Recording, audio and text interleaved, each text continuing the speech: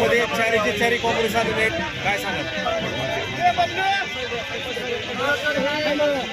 जो विजय आहे तो विजय मी सर्वप्रथम स्वर्गवासी विलासराव देशमुख साहेब, स्वर्गवासी शिवराज पाटील चाकूरकर साहेब, स्वर्गवासी शिवाजीराव निलंगेकर साहेब यांना मी समर्पित करतो आणि तमाम जनतेचा, तमाम मतदारांचा, प्रभाग 9 मधील तमाम मतदाराचा मी ऋणी आहे की आपण आम्ही सर्व चारीच्या चारी पॅनलला आपण निवडून दिला, त्याबद्दल त्यांचे खूप खूप धन्यवाद.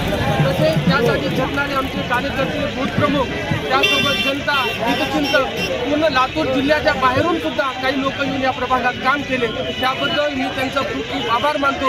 आणि हा संघ विजय आदरणीय अमित विलासराव देशमुख साहेब यांच्यामुळेच हा विजय झाला असं मी ते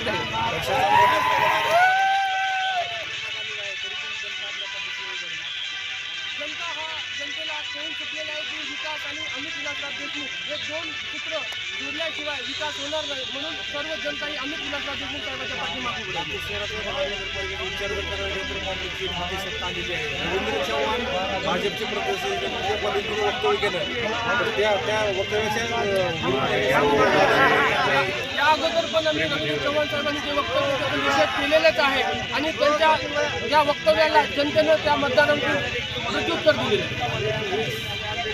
चला, जे की दुसऱ्या कोणत्या पहिलवानाला जमलेलं नाही आणि नियतभ्रष्ट राजकारण करणारे हे सगळे अदर बाकीचे पक्षातले हे फक्त आणि फक्त नियतभ्रष्टीचं राजकारण करू शकतात.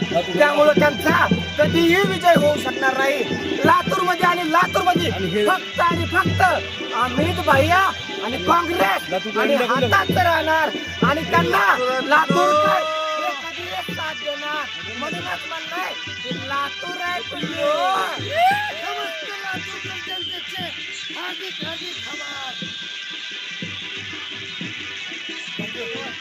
सांगाल आपण या ठिकाणी निवडून आलात, काय सांगाल नागरिकांना, काय बोला?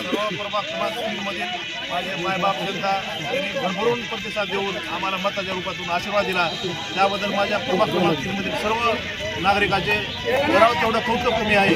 कारण मी मागच्या वेळेस स्वतः नगरसेवकाचा माझी पत्नी सरपंच पुढे या प्रचंड बहुमतानं जवळपास 2000+ ज्या निर्णय आले, त्याबद्दल माझ्या सर्व मतदार बंधू भगिनी आणि माझे सर्व सहकारी मित्र यांनी प्रचंड मेहनत, प्रचंड अशी यंत्रणा मजबूत लावून त्या ठिकाणी आम्हाला सर्वांचा विजय केला, त्याबद्दल मी सर्वांचे मनपूर्वक आभार आणि अभिनंदन. नागरिकांसाठी आपल्या मतदारसंघात